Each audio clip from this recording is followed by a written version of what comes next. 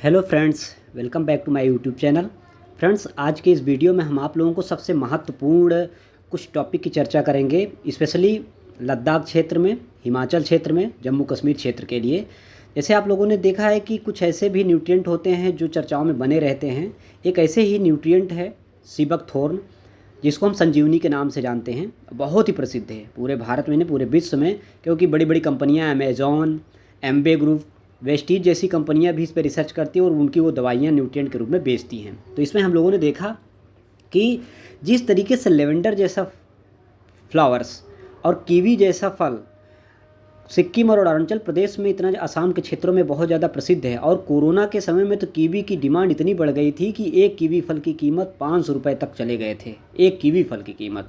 तो इसी तरीके से अंदाज़ा लगाया जा सकता है कि संजीवनी के नाम से प्रसिद्ध सीबक थोर्न की क्या कीमत होगी और कौन से लोग इसकी डिमांड करते होंगे। ये वीडियो आप देखने के बाद, पूरा अंत तक वीडियो देखेंगे, आपको समझ में आएगा कि यह किस क्षेत्र में होता है और क्यों होता है।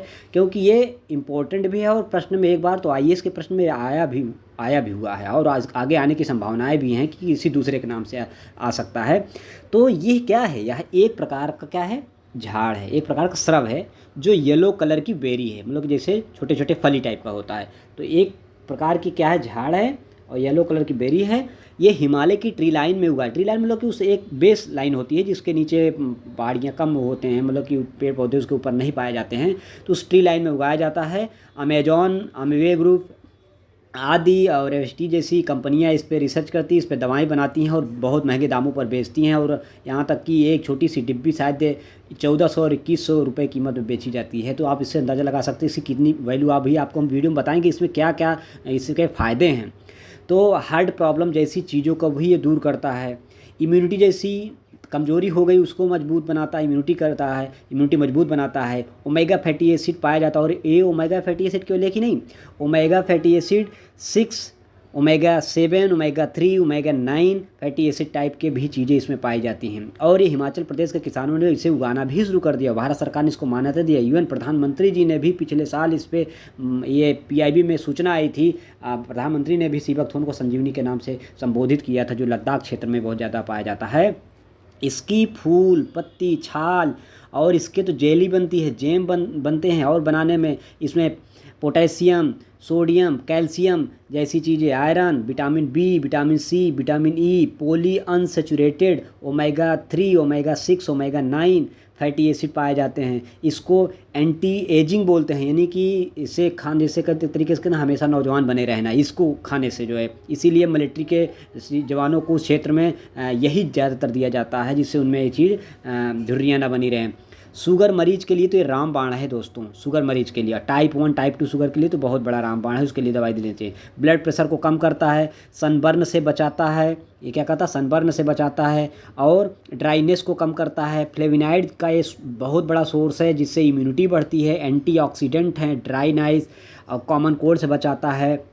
लेकिन इसके कुछ साइड इफ़ेक्ट भी होते हैं, जैसे प्रेग्नेंट वुमेन इसके ऑयल का उपयोग ना करें, इससे नुकसान होता है। सर्जरी के समय भी इसका उपयोग नहीं करना चाहिए क्योंकि ये स्लो ब्लड क्लॉटिंग करता है, इसलिए इससे बचाव करना चाहिए। तो ये तो एक पहली टॉपिक जो लद्दाख क्षेत्र में चर्चा का विषय बना हुआ सीबक थोर्न हमने आपको बताया, बहुत ही इंपॉर्टेंट है सभी प्रकार के एग्जामों के लिए। और इसी से दूसरा संबंधित आज का हॉट टॉपिक, बिल्कुल भारत सरकार ने जो लॉन्च किया है, घोषणा की है, उसके बारे में हम आपको बताने चल रहे हैं। तो इसमें देखते हैं कि लद्दाख को विकास का बिग डोज, यानी big boost for Ladakh, big boost for Ladakh. Ladakh को विकास का बहुत बड़ा डोज दिया गया है भारत सरकार ने। 4 नए एयरपोर्ट, अब तक के लद्दाख जब से बना है तब से लद्दाख के लिए बहुत बड़े घोषणा की गई भारत सरकार के द्वारा। 4 नए एयरपोर्ट की घोषणा की गई तथा 37 हेलीपैड बनाए जा भी रहे हैं और बनाए जाने की घोषणा भी की गई है। और इससे एक क्या फ़ायदा मिलेगा? चाइना को बहुत बड़ा रणनीतिक जवाब मिलेगा, क्योंकि चाइना इस क्षेत्र में, अक्साई चीन का भी आपको मैप देखेंगे तो अक्साई चीन वाला क्षेत्र है। इस क्षेत्र में यहाँ पर गलवान घाटी है, हॉट स्प्रिंग है, 9 फिंगर है, 8 फिंगर है, 4 फिंगर, इन सब क्षेत्रों में चाइना आए दिन जो है किसी तरीके से हरकत करता रहता है। तो हमारे जवानों को सुविधाएं हों, टूरिस्ट ज़्यादा से ज़्यादा वहाँ पर आएँ, लोग वहाँ को समझ सके आसानी से, और नेचुरल डिजास्टर मैनेजमेंट को आसानी से मैनेज किया जा सके। इसके लिए भारत सरकार ने 4 नए प्रकार के एयरपोर्ट, जो कि पहले मिलिट्री बेस पर ही होते थे, अब उसको सिविल एयरपोर्ट के आधार पर DGCA की मान्यता ले ली गई है। सिविल एविएशन ने वहाँ पर बहुत बड़ा ध्यान दिया है। गृह मंत्रालय भी इस पर पूरा निगाह लगाए हुए है। शेष भारत को लद्दाख से जोड़ने के लिए बहुत बड़ा लक्ष्य रखा गया है। लद्दाख को विकास, अब तक का जब से लद्दाख बना सबसे बड़ा विकास डोज इसको दिया गया है। एंड एयर कनेक्टिविटी बनाना इसका मुख्य लक्ष्य है।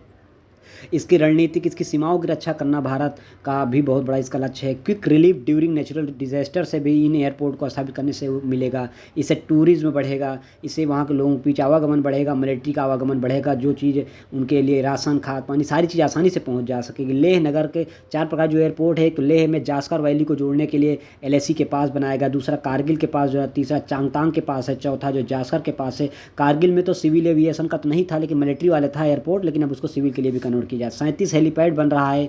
चिनूक 47 जो नया अमेरिका से लिए गए हेलीकॉप्टर, उसको वहाँ पर तैनाती की जाएगी, जो भारी हेलीकॉप्टर है।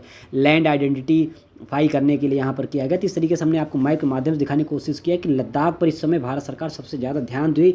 यही कारण है कि लद्दाख और सीबकथोन चर्चा का केंद्र बिंदु बने हुए थे।